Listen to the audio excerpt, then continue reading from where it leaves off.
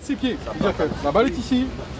Samedi 2 avril, sur la plage du Bouc-en-Canotte, la RTVBT, l'association réunionnaise de tennis, volley et beach tennis, a organisé la deuxième édition du Bouc-en-Canotte Challenge, un défi multisport dont la vocation principale est la découverte d'activités nouvelles. Le but de cette opération, c'est vraiment de faire découvrir tous ces sports qui se pratiquent sur la plage, sur la côte.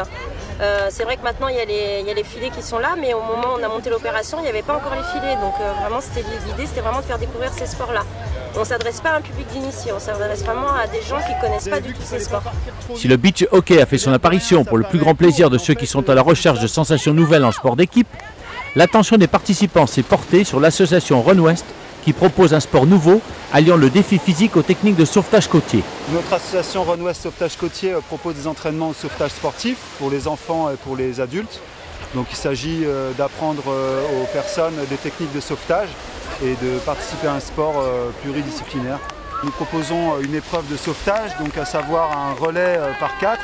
Donc on a un nageur, un coureur sur sable, un rameur avec les planches de sauvetage et un coureur qui termine l'épreuve. Depuis qu'on a un filet d'installé sur Bouc-en-Canotte et Roche-Noire, on peut enfin proposer des entraînements en mer, donc ça permet aux gens quand même de pouvoir pratiquer dans un milieu naturel et en toute sécurité. On parle d'épreuves sportives, mais on parle aussi de sensibilisation au danger du milieu, à la maîtrise du milieu marin côtier et bien sûr de la prévention par rapport aux risques encourus à la côte.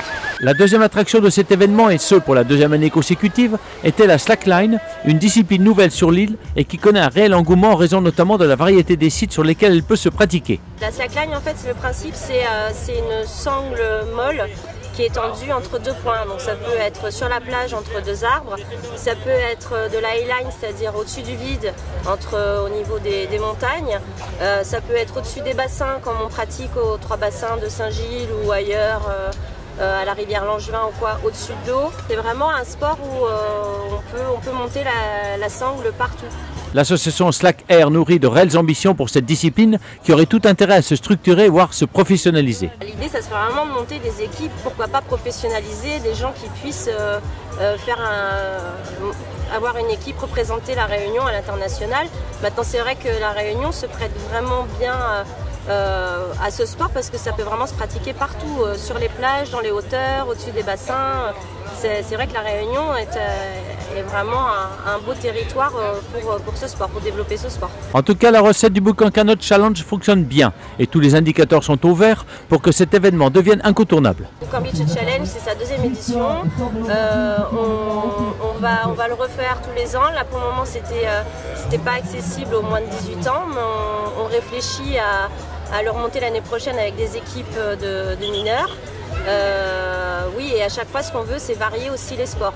L'année dernière, on n'avait pas le beach hockey, on l'a intégré cette année. Donc oui, c'est un événement qu'on va renouveler tous les ans.